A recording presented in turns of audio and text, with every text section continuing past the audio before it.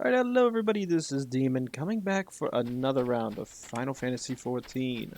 So, if we remember the last episode we ended on, uh, learned about Ferdola's past, some of the things going on inside Alamigo, and more importantly, we're trying to figure out with Nanamo, helping her try to figure out some of the stuff going around in Ul'dah, or at least Hydaelyn as a whole. But more importantly, we're trying to figure out whether Raubahn should be staying here with her, or can she take care of stuff on her own? Because it's hard to know what he wants. Although from the hint she gave us, she sat there and said when she talked to him, it sounds like he actually, it seems like he would rather be back in Alamigo. And that his loyalty primarily just lies in the fact that he's always going to side with her. Oh, good old stretch. Now the big question, how the hell do I get in that Coliseum? Gotta move, gotta move, gotta move.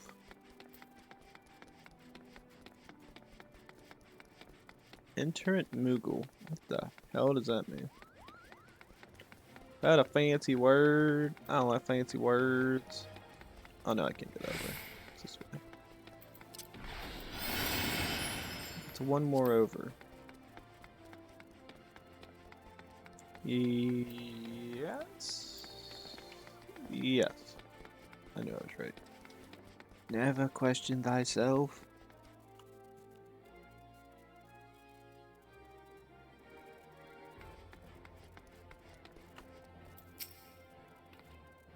From the moment I became Sultana, I found myself thrust into an endless parade of document signing and ceremonies. For years I simply signed where I was told to sign and sat where I was told to sit, blissfully oblivious to what any of it meant.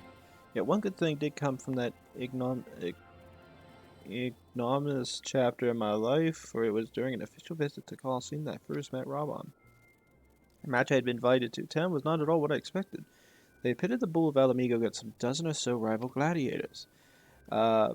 Blinket though I was, I would not stand for so obvious an injustice. I demanded to see a fair fight, one man against another, and my royal wish was duly granted. It was not until later that I learned of the gambling ring which had arranged for Raubahn to die on the sands that day. Regardless, my intervention meant that Raubahn had but a single opponent to dispatch, which he duly did, and when he knelt before me to receive the winner's purse, he swore that he would one day offer me his blade in service. Surrounded as I was by liars and manipulators, I confess I dismissed it as a pleasant piece of theater. As you know, Raubahn is a man of his word. Though it took him another 5 years of fighting on the Blood Sands, he amassed a fortune so great as to buy not only his freedom, but a seat on the Syndicate, and then I had my blade.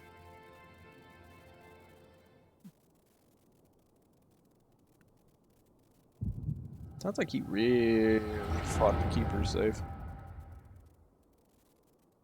Mainly just because mainly because he owed his life to her because she saved him.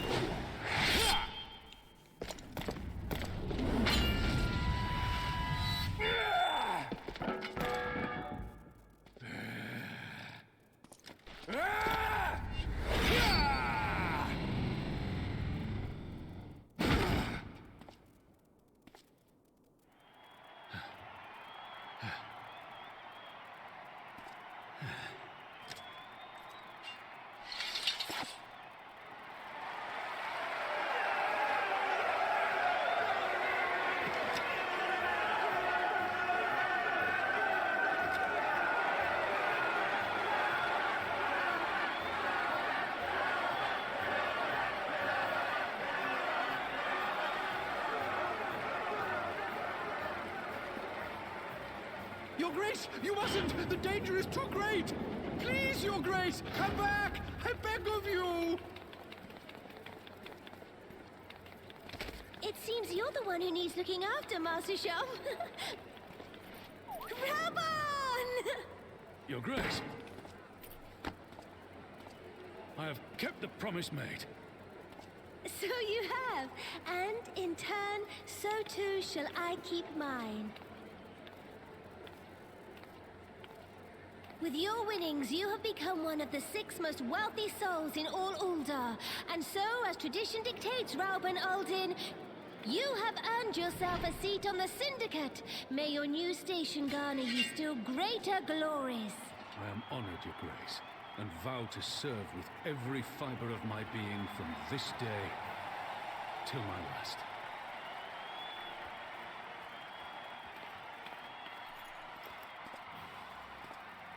Long live the Sultana, and long live Ul'dah! Seems like they had fun. Some more than others. What's going to express what... Well, express what the man means to me. There are others who care deeply for my well-being, of course. Papa Sean's love for me is that of a grandsire for his grandchild. But upon matters of governance, I cannot turn to bodyguards and maidservants for counsel. Rauben, with the authority of his syndicate position, was the first sword I could wield. His was the only edge which could cut strings that bound me.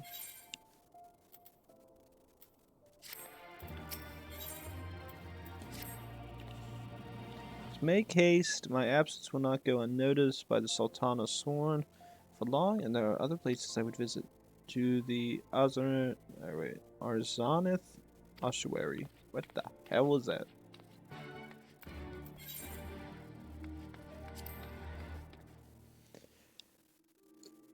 Oh, that felt great. It's always good to burp once in a while. Get your indigestion out. Or whatever you got last date. Yeah, whatever works for you.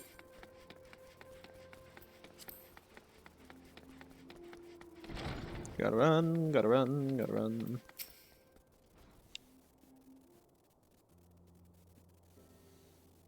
It's a weird looking sword. When the calamities threatened, Rauben led the Alliance forces to battle on the plains of Cardno, and I remained here. Prayed with all my heart that Archon Louisoix would have the power to rouse the 12. Since that day, I've made a custom of visiting the shrine during each of my little excursions. Here I seek the blessing of Fall, reflect upon my choices, and ask myself if I'm fulfilling my duties as Sultana. You are rightfully celebrated as a champion because you have led the line in 100 battles for the good of Eorzea. Much the same way, I believe the measure of a monarch lies in how she leads her people in times of adversity. If I must be Sultana worthy of the name, I cannot turn a blind eye to the troubles facing Ul'dah. Chosen my path, Hydaelyn. With Ala Mhigo now freed from imperial chains, I finally see a way to aid the refugees. Already many displaced Ala Mhigans seek to begin the long trek home. It feels like that process. I've made a small contribution, an artisan school to Enrolga's reach for any who wish to learn new trades. Realistically, however, it will take years for such training to yield tangible benefits. But we do not have years. These people will need shelter and employment if they are to survive, and this time the Olden Treasury shall provide. Precisely where and how to allocate the necessary funds is of course another question. Might not seek the advice of one who employs refugees? Might you ask Member Syndicate for advice?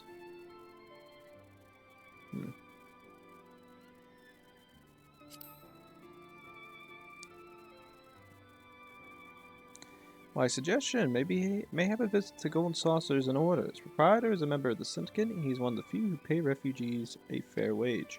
Wonder, are you acquainted with Godwood Mandeville? Nope. Ah, well, he is a most generous man, if something of an eccentric. Let us make our way to the landing, and I will see the word is sent to the Gold Saucer. Godwood should be only too glad to receive us. Okay. Ah.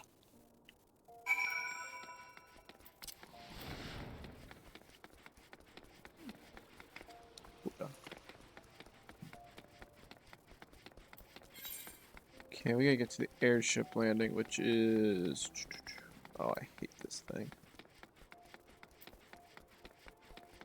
So bad. So bad. Wait a minute, I know how to get there. Where are we on the map? Alright. Hook around the corner. Head southeast. Talk to the one guy. Airship landing. Golden saucer. Yeet.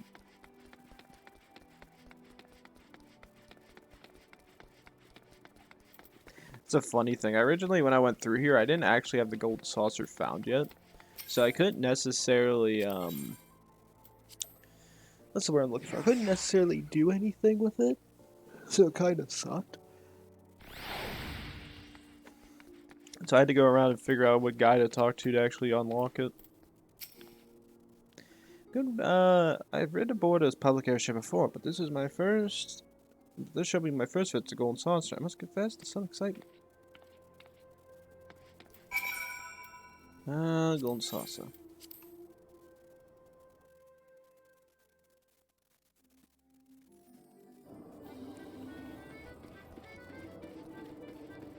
The Golden Saucer, the fun little gambling place for the sprinkled masses. A description of the splendor, yet I've never dreamed it would be so bright and inviting. Eh.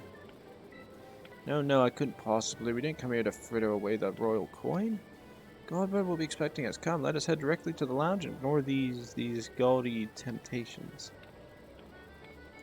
Talking to me or talking to yourself? Is that Kirby? Kirby, get hands. I've went through here before. There's a fair bit of players that actually come in through this area.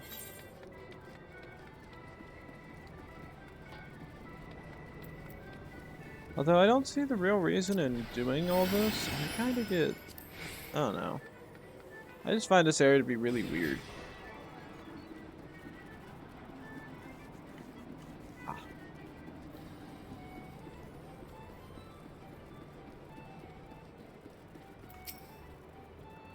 This is where we're to meet Lord Mandeville.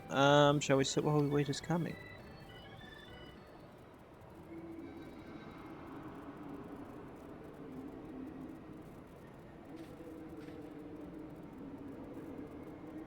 Apologies, Your Grace. I have kept you waiting.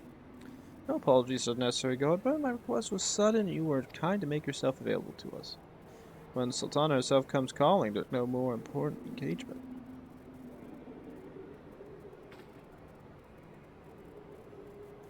As per the purpose of my visit, I would have your thoughts on how the Crown might best aid the refugees residing in Hydaelyn.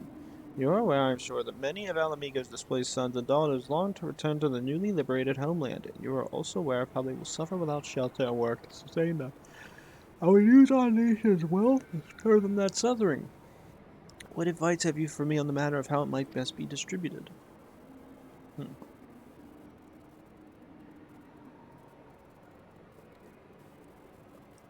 Oh god, good coffee.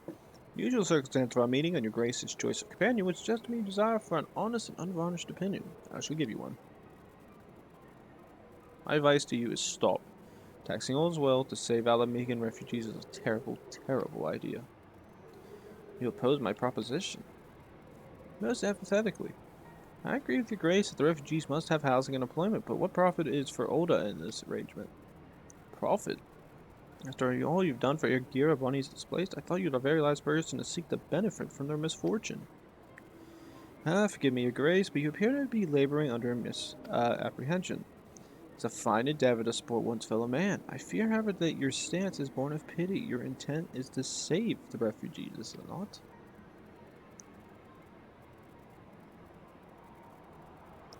For all our potential, we are indolent creatures by nature. If unconditional charity is all we know, then we begin to rely upon it, to expect it.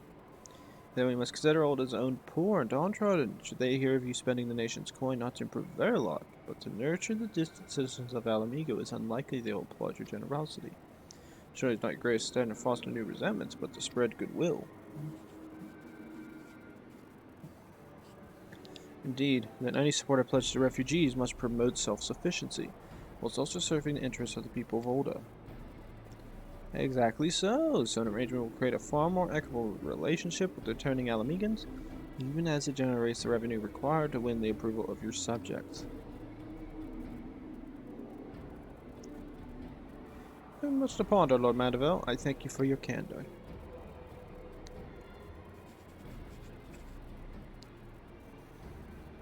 She's learning.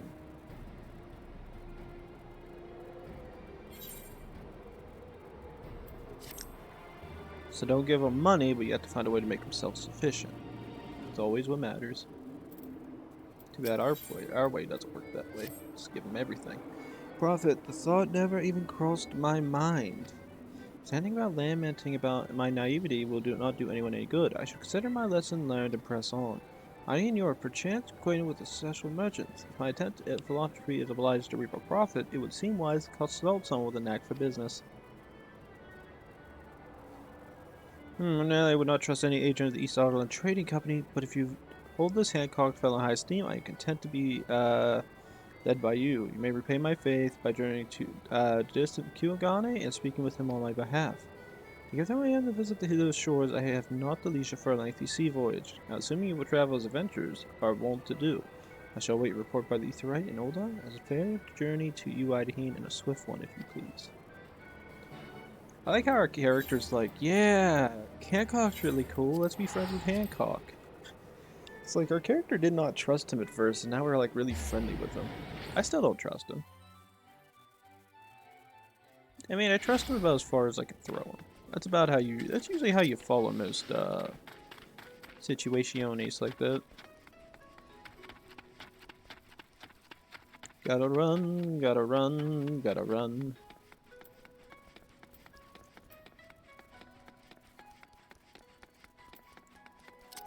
So Hancock did do a lot to help us, even though, yeah, he probably would sell us out if it helped him more. I don't know, maybe he is more trustworthy now. We never know. I don't think we ever have a situation to test that. Funny in and of itself.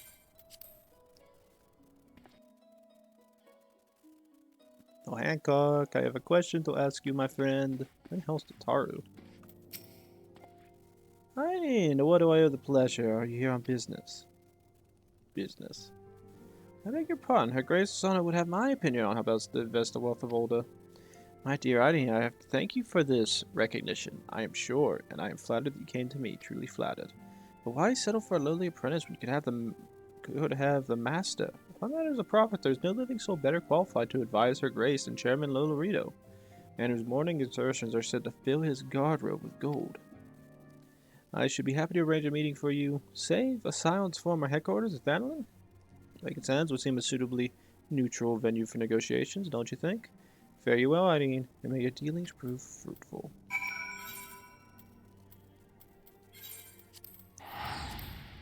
Hancock, you clever bastard.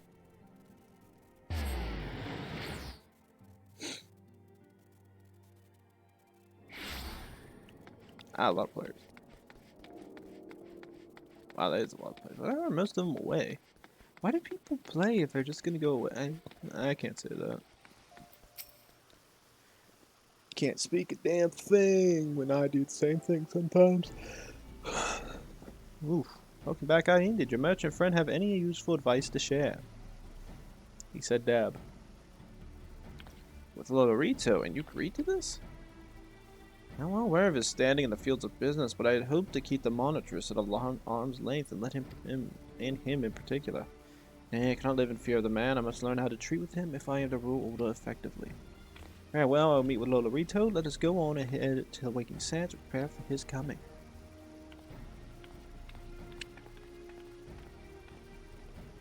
Please don't say I have to fast travel. Please.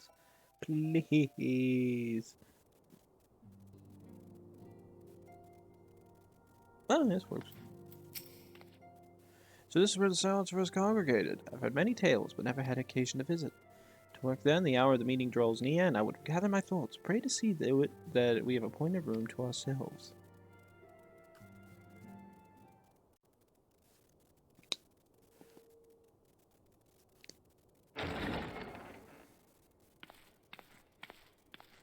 A personal summons from the Scions. This must be important business indeed.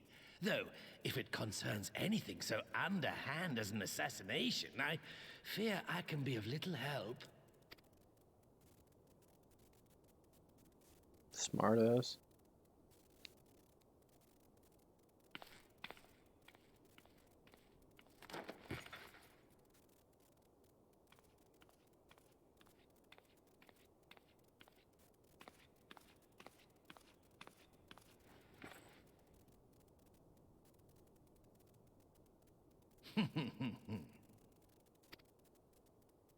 You have made your point. It is indeed unsettling to find oneself seated across from an impassive mask.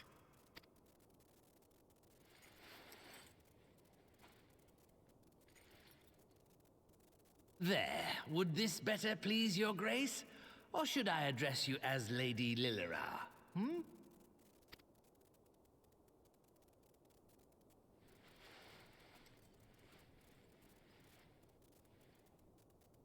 Nay, the deception has served its purpose.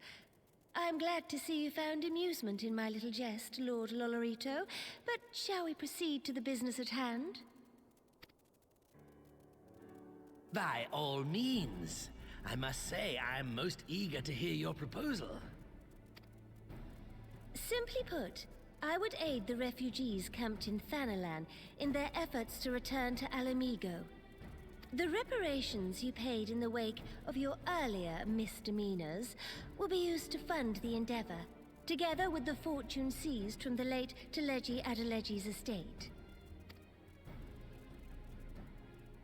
But this plan is not intended to benefit the displaced alone. I would make of this an investment which shall enrich Uldar and Alamigo both. And who better to consult on matters of profit than the wealthiest man in all of Thanalan? I beseech you then, Lord Lolorito, share with us your mercantile wisdom. Ah, 'twould seem your grace has matured beyond acts of earnest yet misplaced charity. Pray tell me more.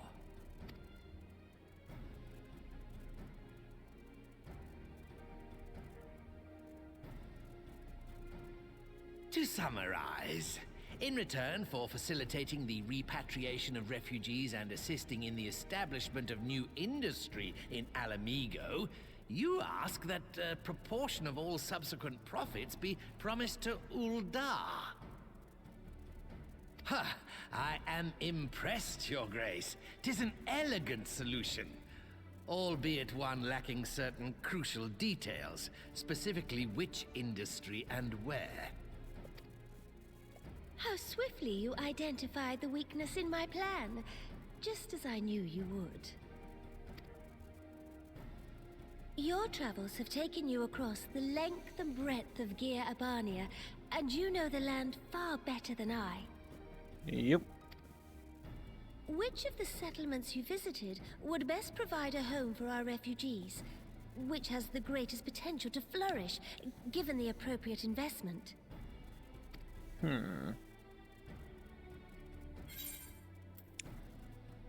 Alagana, Alagiri, Sultry. I looked at this originally, and I know whenever I was confused with it, I actually looked online because I wanted to get the correct response. So you got to kind of go off of old memories for which one has the most value. Personally, I was thinking of the Sultry, but I was like, maybe not, and then I double checked, and yeah, this is the one to go with. Ah, yes, that desolate little village on the shore of Loch Seld. I know the Sultry and its products well. The Imperial invasion brought an end to their more widespread distribution, much to the dismay of many a wealthy gourmand, myself included. Salt has ever been a transformative ingredient, and in this instance, I dare say, it could transform a modicum of effort into a mountain of gil. The local citizens will need to be consulted, of course, but I trust the East Uldanar Trading Company can be relied upon to provide its assistance in negotiating a mutually beneficial arrangement.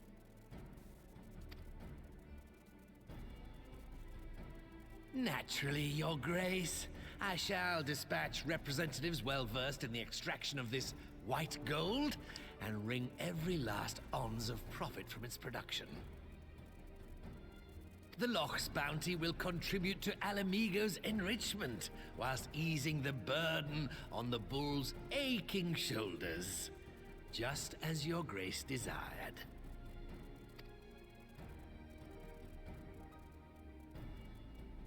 A deal is struck then.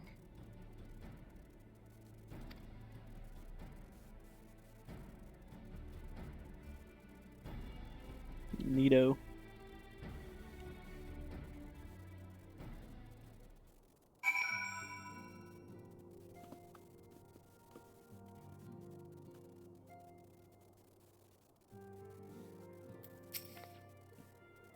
So I found it'd be many years before I feel comfortable taking part in such negotiations. I shall not complain. We have piqued Lotharito's interest and secured his invaluable expertise. Thank you, Hydaelyn. I could not have done it without you. Course, as decided, I shall just return to the palace and have my ministers begin work on implementing the particulars of the plan. To bear you one more time, Hydaelyn, I would ask that you convey the details of our negotiations to Commander Hex on your return to Alamigo. My thanks again. Together we have laid the groundwork for an endeavor which promises to benefit the people of Alamigo and Ulda both.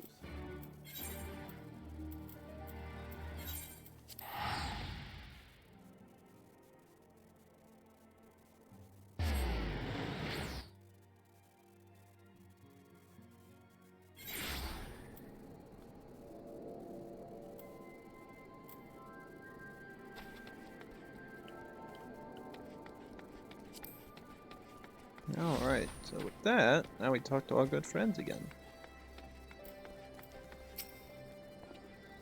Now, since I've kept myself busy cataloging the riches of the Mad King's trove and calculating its worth in gil, I have some way to go, but the figure is already quite staggering. Greetings, Hydaelyn. I'm actually in the middle of reporting to the commander here, so... Back, Hydaelyn, how was your audience with Sultana?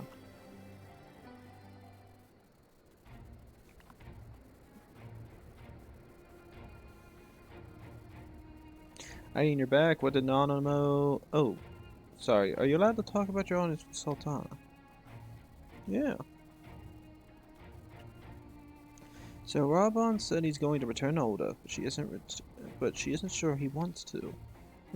Tell us something we don't know, but I'm pleased to hear that she's committed to helping our refugees come home. His plan to revitalize the soldiery does make a lot of sense. Quite how you convinced her to seek Lolorita's help is another question. For all that has happened, he's the very last person I expect her to turn to for advice. On a more practical note, at least, assuming the interim government elects to accept Ulda's proposal, I have one caveat I would like you to include in the bargain. Alamigo must be prepared to cover a portion of the investment. We have a fortune at our disposal, after all, and allowing Ulda to provide the entirety of the capital will afford Lolorito too much control. Honestly, I often know it's like Kugani never happened. How exactly does a ruthless profiteer have to earn your trust? But yes, you do make a good point. First things first, though. We need to discuss the proposal with Sultry's residents. Wiskar, how do you fancy explaining the Sultana's plan to your grandfather? I'd like to hear what Watt thinks of the idea before agreeing to anything. Right away, Commander. Would you mind coming along, Hydaelyn? I might need you to fill in the details. And I shall come as well. If you wish to discuss figures, my knowledge of the nation's finances may prove useful.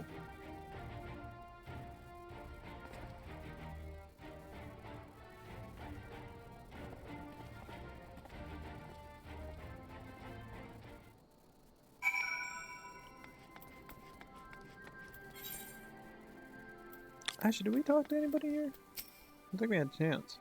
Give Nana my thanks next time we meet. With this and everything else that's happening, it really feels like things are gathering pace around here. Even business dividing up threats for those who know about such things. I'm proud to admit it, but every time I see a column of numbers, my eyes glaze over. One of these days I'll have to ask Alpha to explain it all to me. How true he is. Oh. No.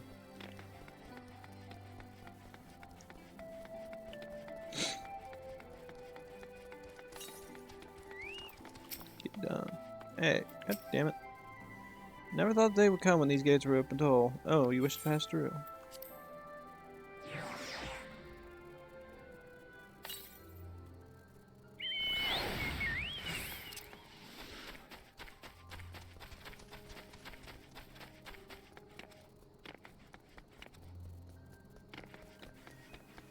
Oh god, this is gonna be fun.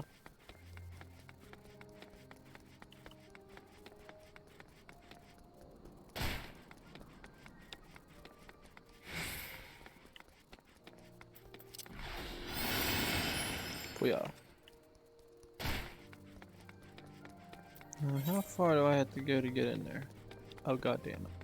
That's a travel and a half. It's gonna be fun. Probably should have, honestly, I should have probably fast traveled. Yeah, it might have been a shorter trip. On the other hand, that would have cost money. I don't like spending my money. I'm greedy as hell, man.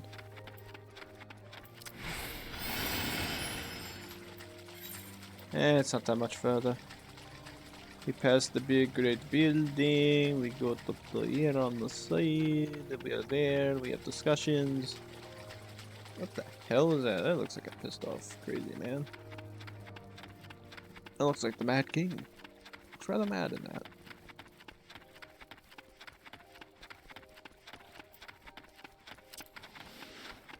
Ah, burn the calves, gotta run.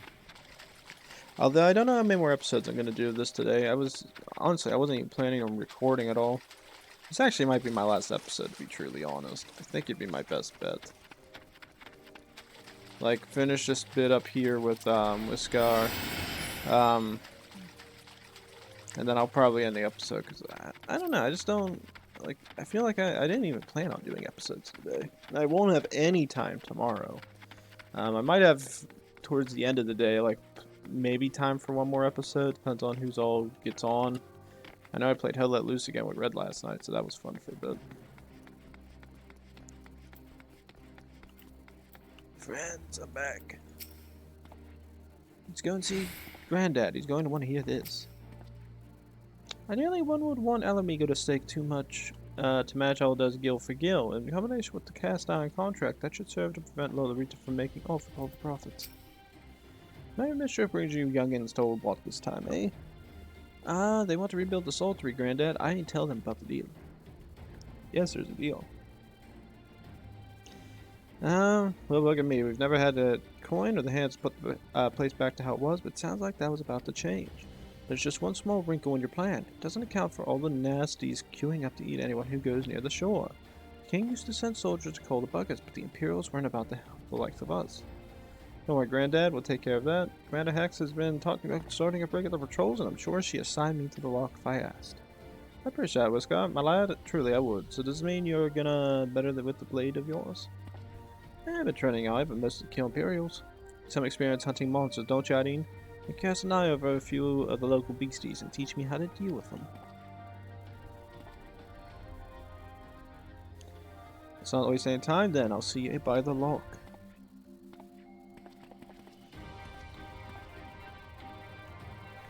When you're busy attending the local fun, I shall have Master War explain to me exactly what is required to restore the soldiery to its former glory. Good hunting.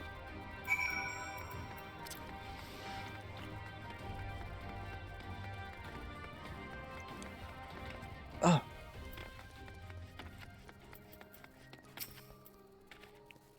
Alright then, Hydaelyn, I've got a spyglass here you can use to take a closer look at these pests. Once you've got their measure, you can tell me what to do, and we'll see what will get on. Search surroundings, blah blah blah blah. Same thing you used to do when you shot all those people with the dart. You gotta go find the weak spot on this guy. In terms of this one, you want to go right here.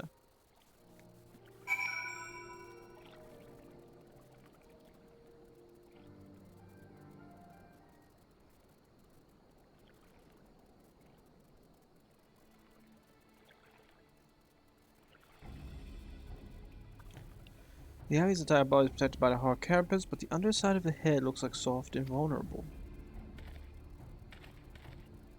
Ah, looks like you found a Yabby. They say hitting their shells like smacking a rock. Any suggestions?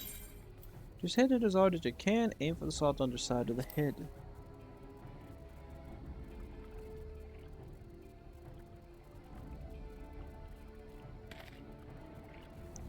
Vulnerable under the head, are they? Right then, wish me luck.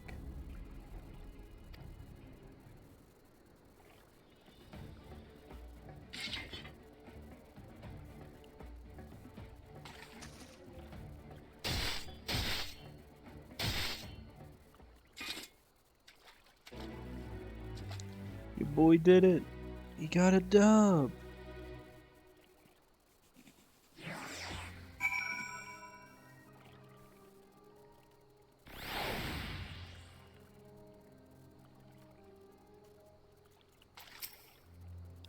Thanks, Hydaelyn. I think you just told me, and the Wavekin went down like a sack of Papatos. Let's find something else.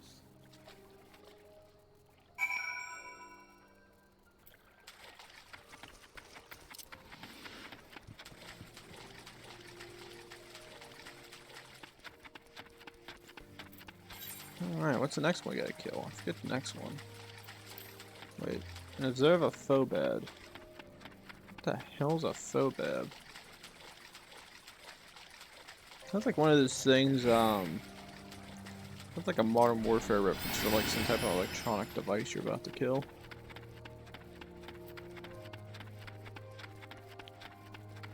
Alrighty.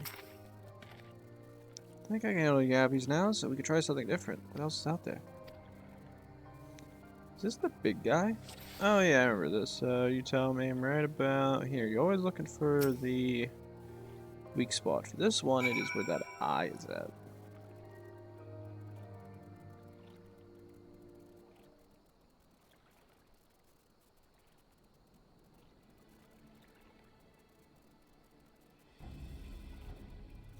Alright, so the Phobad's hands are large and powerful, but String's crystallized core rendered the Salt Golem inanimate, since power pulsating from behind his brow.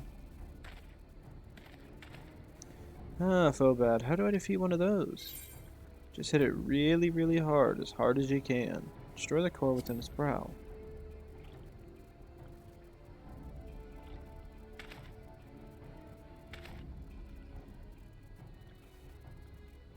Inside its head. I'll try to stab it right between the eyes then.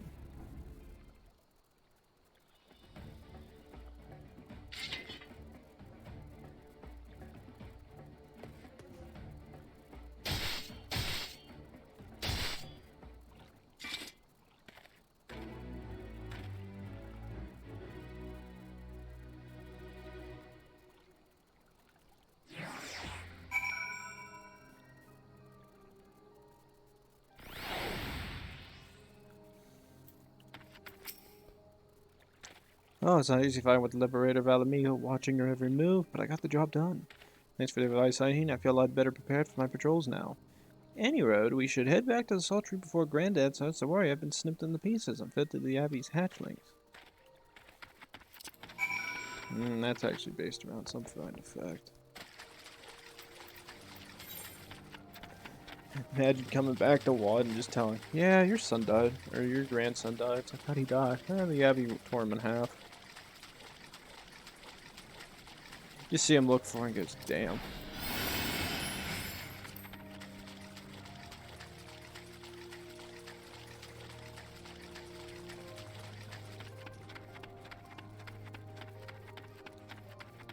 Let's sit there and see what more can we get involved in.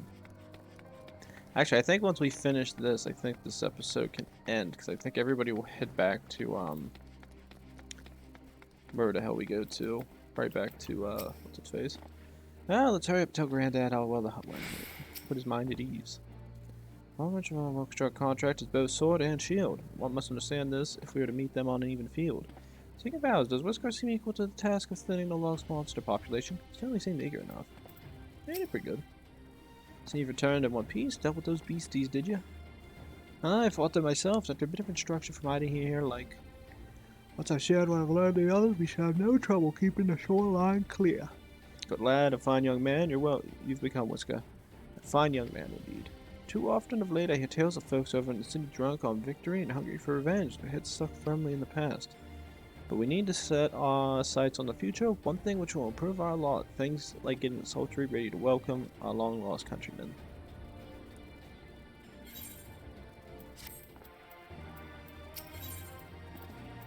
Do you have anything new to add? Granddad and his friends are already hard at work. The rest of us can do no less, eh? Knights have some resistance, lad, and Lass is around to watch over us. No one wants to worry about being dragged into the lock while you're just trying to get an honest day's work done.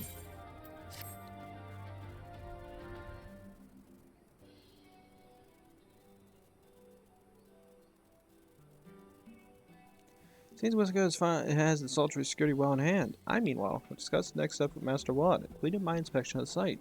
Little work, the vacant buildings here could have made into very presentable dwellings. Message from General Alden. Apologies for the interruption, miss, but the General would speak with you at your earliest convenience. Do not feel obliged to wait around on my account. I remain here to hammer out the finer details with Ward, and act as an intermediary between our business partners and Olda. You should go. General Alden asks that you wait for him by the main gate in the Alamegan corner. My apologies again, miss. Fare you well.